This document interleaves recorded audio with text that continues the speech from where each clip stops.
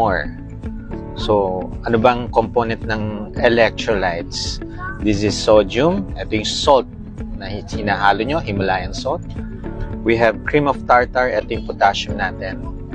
Epsom salt, that would be the magnesium component. And the baking soda, tinatanong ninyo, anong purpose nan? Is to make your body alkalinize. Kasi acidic na ang body natin if we are dehydrated. So, na-alkalinize yan. Okay?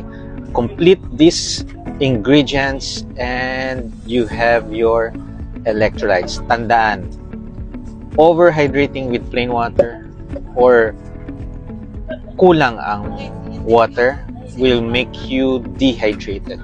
Over ang salt or kulang ang salt will also cause dehydration. So, tandaan niyo, we need electrolytes and we need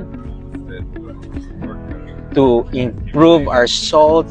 Yan yung electrolytes. Pagka nag-low carb po tayo, our kidney will let the electrolytes go out of our system, of our body through urination. So kaya nga, pagka nag-start kayo, may nararamdaman kayong hilo, headache, mga palpitation, or any discomfort, sure na sure yan. You are dehydrated. So sip your electrolytes, sip-sip lang, wag yung todo, baka iihi na